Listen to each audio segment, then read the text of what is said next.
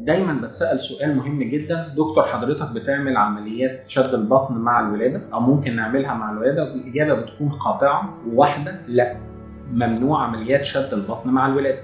ليه ممنوع عمليات شد البطن مع الولادة؟ رقم واحد، حضرتك بتكوني في حالة غير طبيعية وجسمك بيكون في حالة غير طبيعية، من وجود تورمات، من وجود اختلال في وظائف الكبد والكلى، من وجود اختلال في شكل وانقباض الأوعية الدموية. وده معناه ان احنا لو عملنا عمليه شد البطن بنزود معاملات الخطوره بشكل كبير جدا، لدرجه ان بعض الاماكن حرمت وجرمت عمليه شد البطن مع الولاده.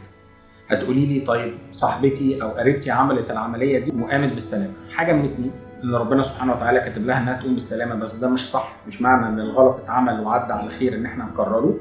او تاني حاجه، ان بعض الناس بتدعي مجرد ازاله الجزء السفلي من جلد البطن بيعتبروه عمليه شد بطن. الحقيقه لا، عمليه شد البطن بمفهومها الدقيق والصحيح والمودرن هي عمليه كبيره شويه، بنعمل فيها شفط للدهون من الاماكن اللي مش هنشدها، تمام، او اللي هتبقى موجوده بعد عمليه ازاله الجلد. بنعمل ازاله للجلد وتقويه لعضلات البطن، وبالتالي ما ينفعش اعمل ده كله في وجود الحمل او بعد ما السيده بتضع البيبي بتاعها. في اسباب تانية كتير غير معاملات الخطوره ان احنا مش هنوصل لنتيجه مثاليه لو عملنا شد البطن مع الحمل، لان الجسم بيكون مورم والمقاييس بتاعته مش دقيقه. قلنا تاني حاجه عشان معاملات الخطوره، وتالت حاجه لان احنا بنحتاج بعض المضادات الحيويه احيانا بعد عمليه شد البطن، وحضرتك بتكوني ان شاء الله بترضعي الطفل رضاعه طبيعيه، وبالتالي ده يمنع ان احنا نستخدم المضادات الحيويه او مختلف انواع الادويه.